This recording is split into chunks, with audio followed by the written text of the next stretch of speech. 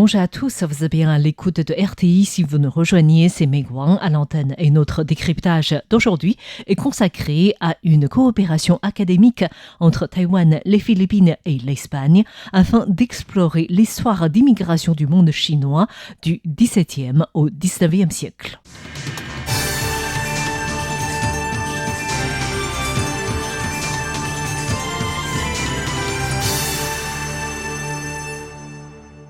Du 22 au 24 mai, l'Université nationale Tsinghua a organisé une conférence intitulée la Conférence internationale sur la rencontre entre les Espagnols et les peuples austronésiens de Taïwan, rencontre entre langue, culture et savoir.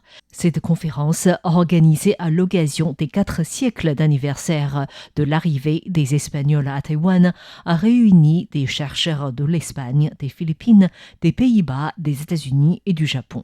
Ces chercheurs ont exploré ensemble les expériences vécues des Espagnols dans le nord de Taïwan et l'influence sur l'histoire, la langue, la culture et la formation du savoir à Taïwan après leur rencontre avec les autochtones taïwanais, et ceci sous des angles de la linguistique, de l'anthropologie, de l'histoire maritime ou encore des échanges interculturels. L'un des éléments phares de cette conférence est la coopération annoncée entre le linguiste Paul Li Zhenkui et l'archéologue Zhang Zhenghua, deux académiciens de l'Academia Sinica, mais également Juan Gil de l'Académie royale espagnole, historien néerlandais spécialiste des relations euro-asiatiques, Léonard Blusset, ainsi que plusieurs chercheurs américains. Ce projet consiste à travailler conjointement sur la conservation, la restauration, la numérisation et la recherche universitaire sur les registres des baptêmes et des décès de la communauté Minnan de Manille 1718-1819.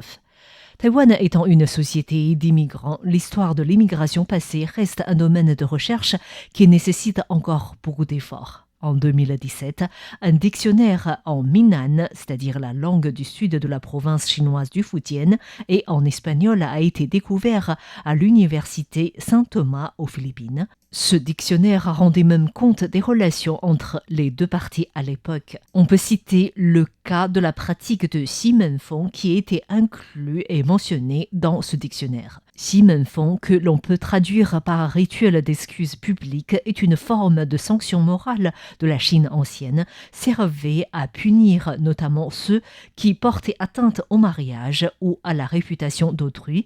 Ceux-ci pouvaient aller jusqu'à s'agenouiller en public pour obtenir le pardon de l'autre. Cette pratique était répandue dans le sud de la Chine. Et lorsque les habitants du sud de la province du Fujian ont émigré à Taïwan, ils ont également importé cette coutume. Et en se référant à ce dictionnaire Minnan espagnol découvert en 2017, cette pratique a également été exportée vers les Philippines. En 2024, un prêtre de l'église Saint-Jean de Manille a découvert par hasard un ensemble de documents qui ont permis de mieux connaître l'histoire de l'immigration chinoise sur près de 200 ans. Li Yuzhong, directeur du projet de recherche Langue, écriture et savoir, contacts et échanges multiples entre les peuples austronésiens et l'Empire, soutenu par le ministère de l'Éducation, a souligné que ces archives, qui couvrent une période de 2 siècles, se composent de 9 volumes totalisant 1731 pages et contiennent près de 10 000 données sur la vie des Chinois de la région. Les historiens pensaient que ces documents avaient probablement été détruits lors de la bataille de Manille en 1945, à la fin de la Seconde Guerre mondiale. Ils ne s'attendaient donc pas à les retrouver conservés à l'église Saint-Jean. Le prêtre de l'église les avait toujours considérés comme de simples registres comptables et ne leur avait jamais accordé d'importance. Ce n'est que plus tard qu'il s'est rendu compte qu'il s'agissait en réalité de registres de baptême et de décès de la communauté Minnan couvrant la période de 1718 à 1819. En fait, dans le cadre des études sur l'histoire des Chinois en Asie du Sud-Est et les débuts de la mondialisation, la communauté des Sanglés de Parian au sein de la communauté chinoise de Manille entre le XVIIe et le XIXe siècle constitue l'une des plus importantes et des plus anciennes communautés de la diaspora de Minnan à l'étranger. Issus pour la plupart de la région de Zhangzhou et de Quanzhou dans le Fujian, ces Chinois ont noué des contacts interethniques, se sont livrés au commerce, se sont convertis au christianisme et ont contracté des mariages mixtes aux Philippines. Ces manuscrits retrouvés en 2024 ne sont pas uniquement des archives ecclésiastiques, mais également une base de données sur la vie des premiers Chinois d'outre-mer pendant 2 siècles.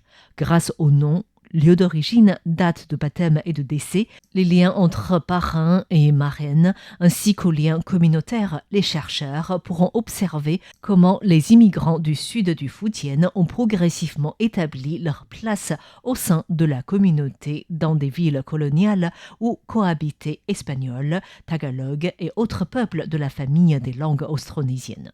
Li Yuzhong a souligné l'importance de ces archives en précisant que les Minnan du sud de la province du Fujian avaient commencé à s'installer à Taïwan et dans les pays d'Asie du Sud-Est dès l'époque de Zheng Chenggong, donc au XVIIe siècle, et que beaucoup d'entre eux appartenaient probablement à des branches différentes de même famille. Cependant, à Taïwan, les documents à ce sujet sont relativement rares. Grâce à ce registre des baptêmes et des décès des Minnan, il est désormais possible de retracer le parcours de ces familles d'immigrants. Il nous est difficile de comprendre ou de trouver des documents pour déterminer d'où venaient exactement les Minnan pour immigrer à Taïwan au XVIIe siècle, ou, une fois ici, comment les liens se sont noués pour qu'ils se marient avec des autochtones. Il est également difficile de savoir d'où venaient ces autochtones, leur âge, le nombre d'années qu'ils ont passé parmi les Han. On ne sait pas vraiment avec qui ils auraient pu se marier, ni s'ils auraient eu des enfants métis, car ce genre d'information n'est généralement pas écrit à Taïwan. Mais du côté de Manille, comme ils avaient été baptisés dans la religion catholique, il existe des documents écrits qui sont conservés. Ainsi, ces archives nous sont non seulement utiles pour étudier l'histoire des Chinois de Manille, mais elles nous fournissent également des clés de comparaison avec les premiers immigrants Minnan à Taïwan. Ces archives qui dévoilent l'histoire d'immigration des personnes de Zhangzhou et de Quanzhou du Fujian vers les Philippines permettent donc de combler l'insuffisance sur les connaissances des premiers immigrés du Fujian à Taïwan. Cela nous permet de connaître l'ensemble de l'histoire de l'immigration des personnes de Zhangzhou et de Quanzhou et les liens entre les deux. Il ne s'agit donc pas seulement d'une source d'information sur la communauté chinoise de Manille, mais des archives permettant d'établir un parallèle entre Manille des Philippines, Taïwan et le Fujian et de mieux comprendre l'histoire du processus d'immigration dans son ensemble. C'est là que réside son caractère singulier. Or, étant donné que ces documents ont longtemps été pris pour de simples registres comptables et que l'Église les avait entreposés sans précaution particulière, ils sont plutôt en mauvais état avec des traces de rongeurs, des papiers fragilisés ou déchirés. Par conséquent, à l'heure actuelle, il est impossible de faire voyager ces documents depuis Manille. L'équipe de recherche de l'Université Tsinghua collaborera avec l'Université Saint-Thomas de Manille, l'Association des jeunes d'origine chinoise des Philippines, l'Université de Cadix en Espagne, le Musée national d'histoire de Taïwan ou encore la Fondation Cao Yonghe pour la restauration, la numérisation et la conservation numérique de ces documents. Li Yuzhong, directeur du projet de recherche, a souligné que grâce à cette coopération, il serait possible à l'avenir de faire inscrire ces documents à la mémoire du monde de l'UNESCO et de les exposer aux Philippines et aussi à Taïwan dans la mesure que possible. Cela afin de permettre à un plus large public de découvrir l'histoire des ancêtres de Taïwan. Dans les coopérations à venir, nous aimerions pouvoir emprunter ces documents dans le cadre des expositions. Le musée de l'histoire de Taïwan présente par exemple les 4 siècles d'histoire de Taïwan, dont une partie très importante est l'histoire des premiers immigrés à Taïwan. Or, il n'existe pas de documents permettant de savoir d'où ces personnes venaient exactement. Mais grâce à ces éléments, nous pouvons monter une exposition. Li Yuzhong a également souligné que bien que Taïwan ne soit pas membre des Nations Unies, l'île reste active dans la protection et la conservation du patrimoine.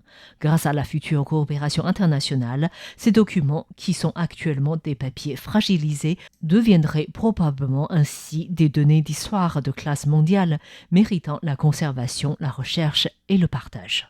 Merci à tous d'avoir suivi le décryptage de ce jour. C'était Ming Wang pour RTI.